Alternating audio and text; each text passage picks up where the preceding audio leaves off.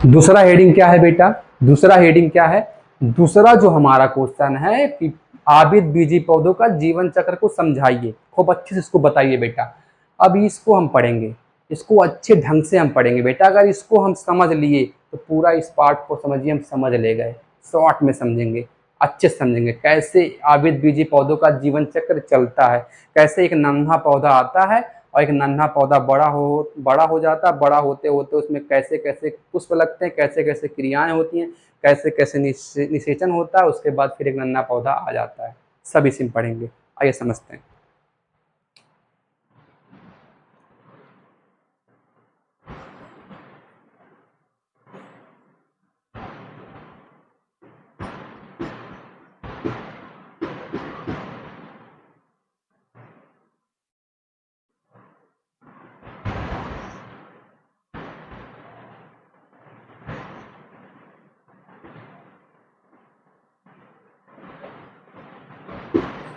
ये क्या है बेटा? आबिद आबिद बीजी पौधा है। क्या है बेटा ये? आबिद बीजी पौधा। ठीक। आबिद बीजी पौधा कैसा, इसकी कोशिकाएं सब कैसी हैं? इसकी कोशिकाएं कैसी हैं? 2n। कैसी कोशिकाएं इसकी बेटा हैं? 2n इसकी कोशिकाएं हैं। ठीक। सारी कोशिकाएं इसकी कैसी हैं? द्विगुणित हैं। आगे बढ़ते हैं बेटा। अब इसी, मान लीजिए जो ये पौधा है आबिद बीज, इसी पौधे से फिर कैसे नया पौधे का विकास होगा इसको देखते हैं। तो ये जो पुष्प है, पुष्प क्या होता है आबिद बीज पौधे का? लैंगिक अंग होता है, ये पहले बता चुका हूं आपको। तो इसको हम यहाँ पर जूम कर देते हैं पुष्प को।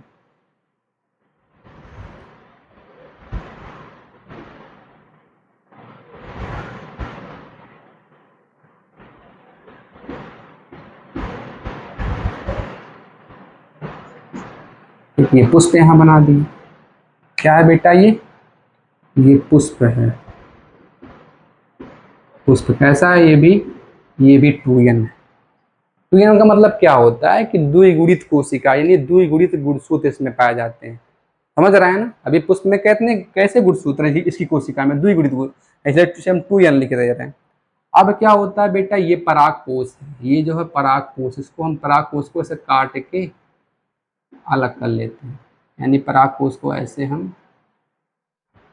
एडजस्ट करते हैं।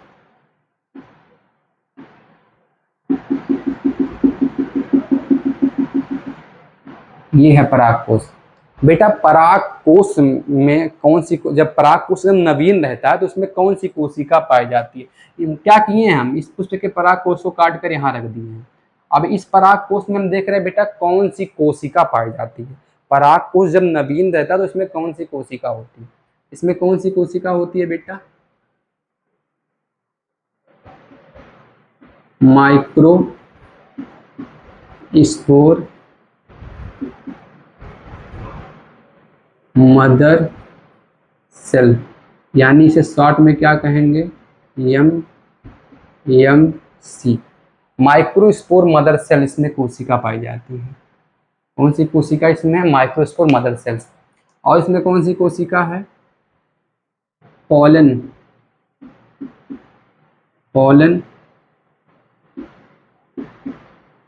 Mother cell. पराग पराग कोशिका। कौन सी कोशिका? पराग मात्र कोशिका। ये कौन सी कोशिका है? लघु बीजाणु मात्र कोशिका। कौन सी कोशिका है ये? लघु बीजाणु मात्र कोशिका। बात समझिए बेटा, एक परागकोश के अंदर, नवीन परागकोश के अंदर एक कोशिका होती है, उसे क्या बोलते हैं? लघु बीजाणु मात्र कोशिका, यानी माइक्रोस्पोर मदर सेल कहते हैं। माइक्रोस्पोर क्या है बेटा? माइक्रोस्पोर मदर सेल्स, यानी इसे MMC कहते हैं, माइक्रोस्पोर मदर सेल्स कहते हैं। इसे क्या कहते हैं हम लोग? एक इसका नाम एक और है, इसे पोलन मदर सेल्स, यानी क्या कहेंगे हम? पराग मात्र कोशिका भी कह सकते हैं। आइए, परागकोश की इस कोशिका में क्या होता है बेटा? कुछ समय के बाद इसमें होता है बेटा, क्या होता है इसमें? इसमें होता है अर्ध अर्धसूत्री विभाजन।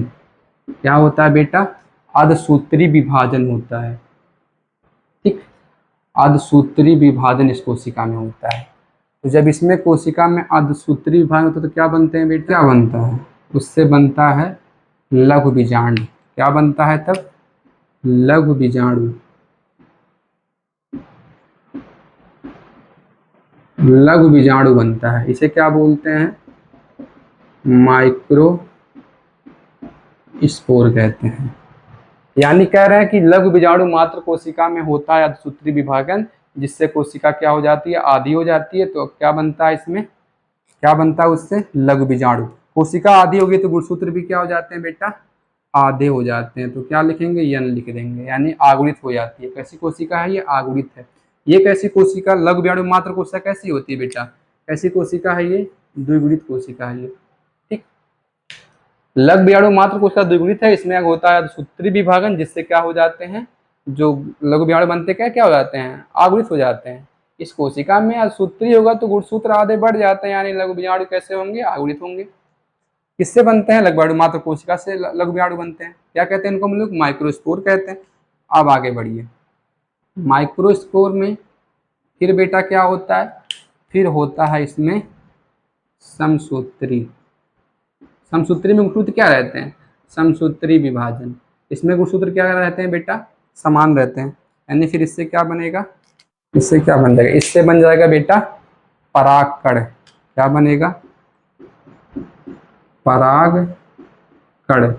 यानी इसे क्या बोलेंगे हम लोग? पॉलन ग्रेन बोलेंगे, यानी परागकण कहेंगे इसे। ठीक है ना? कह रहे हैं कि लघु बीजाणु मात्र कोशिका माइक्रोस्पोर जो बना है, इसमें क्या होता है? समसूत्री विभाजन होता है। जबकि लघु बीजाणु क्या है? आगुणित है। यन लिखे हैं। यन का मतलब क्या होता है बेटा? आगुणित। इसका मतलब क्या बेटा? द्विगुणित। यन का मतलब द्विगुणित। तो जब लघु बीजाणु आगुणित है तो इसमें समसूत्री विभाजन होगा, तो गुणसूत्र में कोई परिवर्तन नहीं होता है। तो सीधे कोशिका क्या बनती है? किस भाव में बनती है? आगुणित ही बनती है। यानी ये भी क्या रहेगा? यन रहेगा। ये भी क्या रहेगा बेटा? ये भी यन ही फॉर्म में रहेगा। किस फॉर्म में रहेगा ये भी कोशिका किस फॉर्म में रहेगी? यन वाले फॉर्म में रहेगी। यानी ये भी क्या रहेगा? यन। ठीक, यानी आगुणित रहेगा। उसके बाद बेटा आते हैं, यहाँ देखते हैं। यहाँ अंदर होता है बीजांड। अंदर क्या पाया जाता है? पुष्प के अंडाशय में क्या बनता है? पुष्प के अंडाशय में क्या होता है बेटा? बीजांड होता है। अब इस बीजांड को हम निकाल के बाहर करते हैं। बीजांड को हम यहाँ बाहर कर लेंगे। नवीन बीजांड है बेटा, नवीन बीजांड। इस बीजांड में एक कोशिका पाई जाती है। उसका नाम क्या है बेटा? क्या है? दीर्घ बीजाणु मात्र कोशिका। क्या कहते हैं इसको हम लोग अंग्रेजिया में? Megaspore mother cell. Megaspore mother cell कहते हैं। कैसी कोशिका होती है बेटा? 2n होती है, द्विगुणित होती है। यानी जो बीजांड है, बीजांड को बाहर निकालेंगे तो बीजांड नवीन है, तो इसमें कौन सी कोशिका बेटा पाई जाएगी? दीर्घ बीजाणु मात्र कोशिका। क्या कहते हैं? Megaspore mother cell. यहाँ क्या कहते हैं? माइक्रो, यानी लघु रहता है, इसके लिए माइक्रो लगाते हैं। नर के लिए हमेशा छोटा वर्ड लगाते हैं माइक्रो, और मादा के लिए दीर्घ, यानी मेगा स्पोर मदर सेल लगाते हैं। तो यानी जो बीजांड है, बीजांड मतलब मादा भाग होता है। तो बीजांड में कौन सी कोशिका? जब नवीन बीजांड रहेगा तो इसमें कौन सी कोशिका पाई जाएगी? दीर्घ बीजाणु मात्र कोशिका। इसमें कोशिका है दीर्घ बीजाणु मात्र कोशिका। क्या कहते हैं इसका? क्या इसका इंग्लिश है? मेगा स्पोर मदर सेल्स कहते हैं। कैसी कोशिका होती है? 2n द्विगुणित होती है। अब इसमें होता है, क्या होता है बेटा? अर्धसूत्री। अर्धसूत्री क्या होता है? विभाजन होता है। इसमें दीर्घ बीजाणु मात्र कोशिका में होता है सूत्री विभाजन, जिससे क्या बनता है?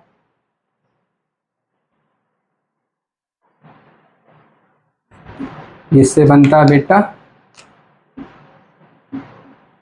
Mega spore. क्या बनता है बेटा? मेगा स्पोर बन जाता है। इसे क्या बोल देंगे हम लोग? दीर्घ बीजाणु। क्या बोलेंगे? दीर्घ बीजाणु बन जाता है। अब जब दीर्घ बीजाणु मात्र कोशिका में द्विगुणित कोशिका है, इसमें असूत्री होगा तो गुणसूत्र आधे हो जाएंगे, तो ये कोशिका जो दीर्घ बीजाणु कैसे बनेंगे? ये भी कैसे रहेंगे? यन रहेंगे, अगुणित रहेंगे। ठीक, समझ पा रहे हैं ना?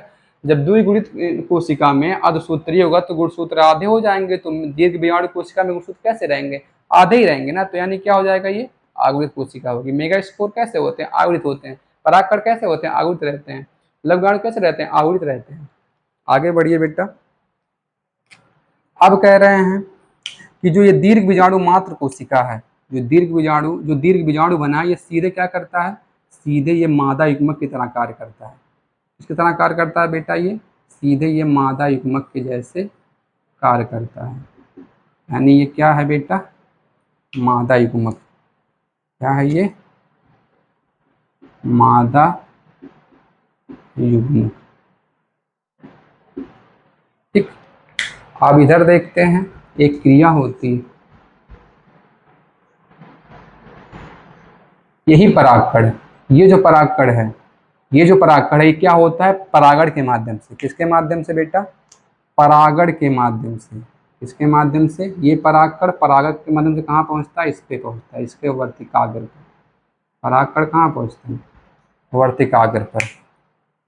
कौन सी क्रिया होगी? ये परागकण पुष्प के मादा भाग के वर्तिकाग्र पर आते हैं। कौन सी क्रिया से आते हैं बेटा? परागण। क्या बोलेंगे?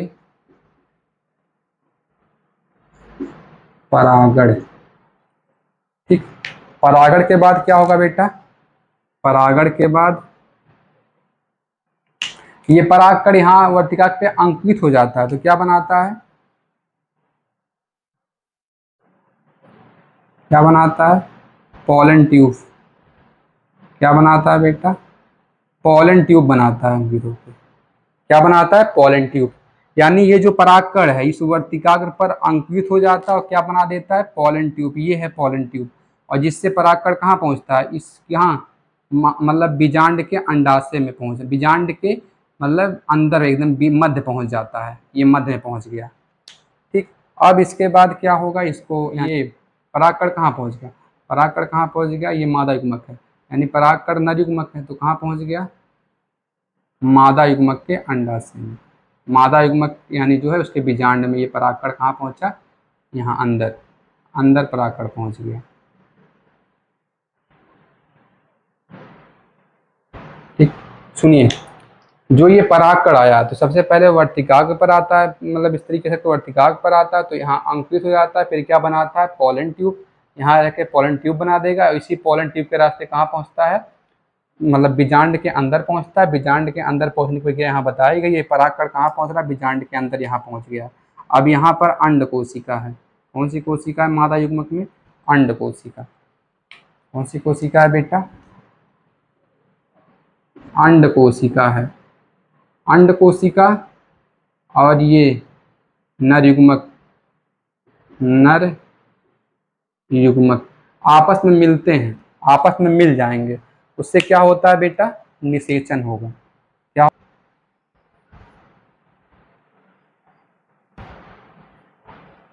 क्या होता है?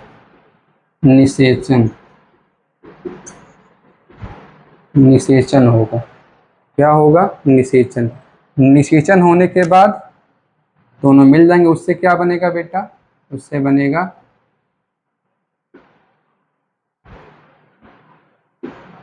युग्मनज। क्या बनेगा? युग्मनज बनेगा। कैसा होगा युग्मनज? 2n होगा। उसके बाद बेटा पे क्या बनेगा? भ्रूण। उसके बाद क्या बनेगा?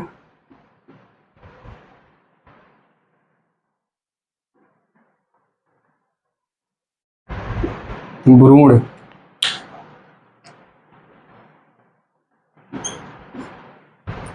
उसके बाद क्या? भ्रूण के बाद क्या बनता है बेटा? सीड।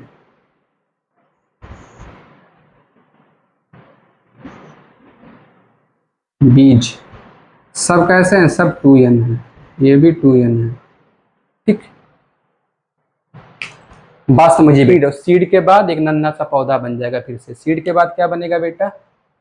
सीड के बाद एक नन्हा सा पौधा बन जाएगा, बीज बन जाएगा। बीज बनने के बाद बेटा क्या होता है, बीज बनने के बाद ये जो आगे देख रहे हैं एक नन्हा सा फिर पौधा ऐसे बन जाता है, जमीन पे बोएंगे तो बन जाएगा। आगे समझते हैं बेटा अच्छे मन से, एक बार फिर से देखते हैं क्वेश्चन क्या है बेटा।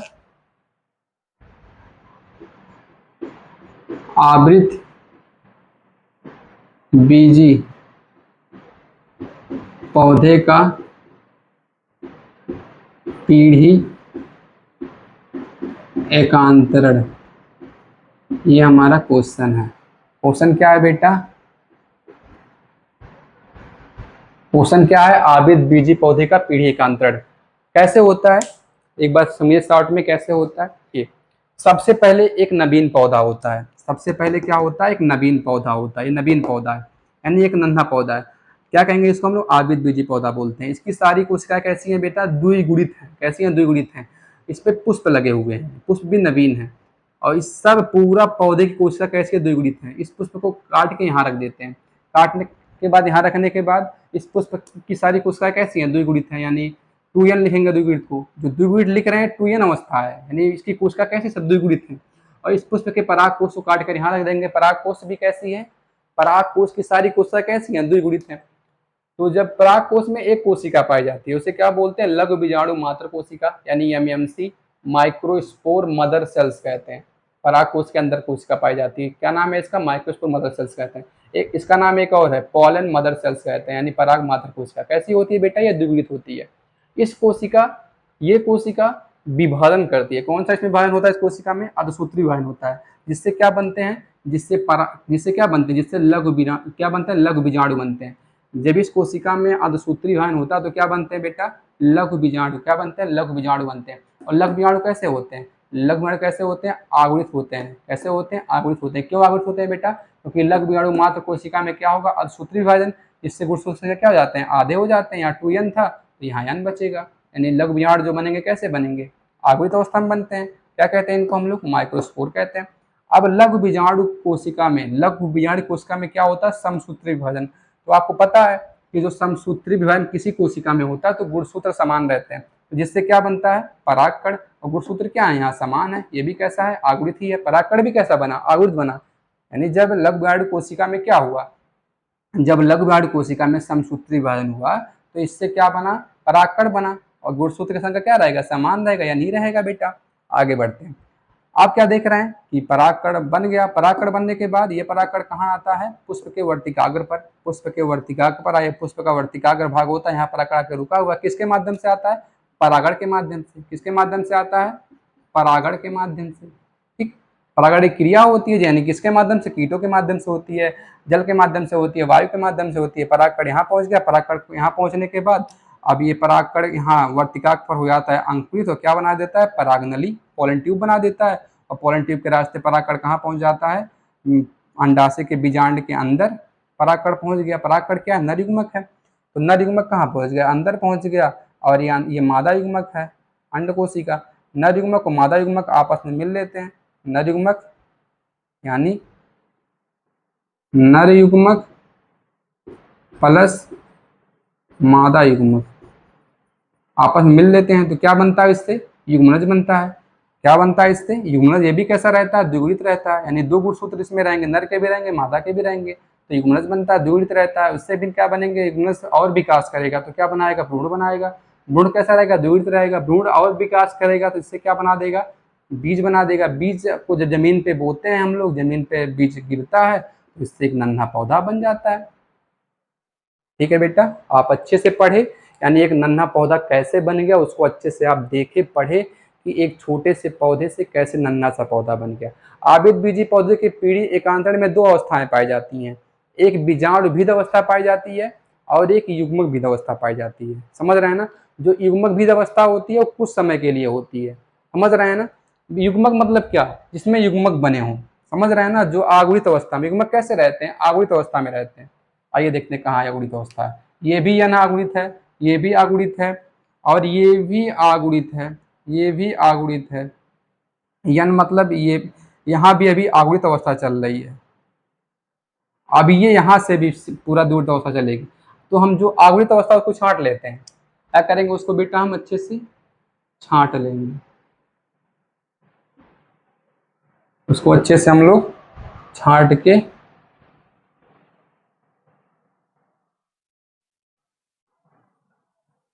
ठीक, उसको छांट के किनारे कर देंगे। अब बेटा आप समझिए,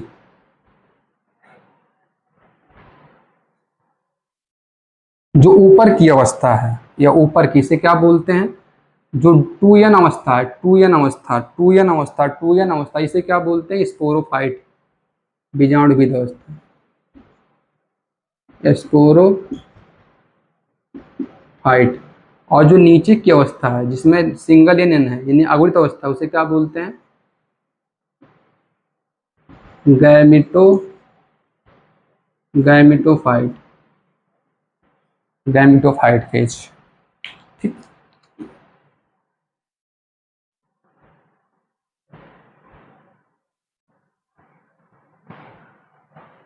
गैमिटोफाइट फेज जो होता है, युग्मक बीज जो अवस्था होता है, वो बहुत कम समय के लिए होता है, समझ रहे हैं ना। युग्मक बनते हैं, फिर उसके बाद अब युग्मक बनता है, भ्रूण बनता है, फिर बीज बन जाता है। लेकिन जो स्पोरोफाइट यानी बीजाणुविद अवस्था है, स्पोरो का मतलब क्या, बीजाण, बीजाण बीज जो अवस्था है वो लंबे समय तक रहता है, उसमें पुष्प का विकास होता है, तब एक उसमें सारी अंग बनते हैं, ऐसा कुछ चीज होता है।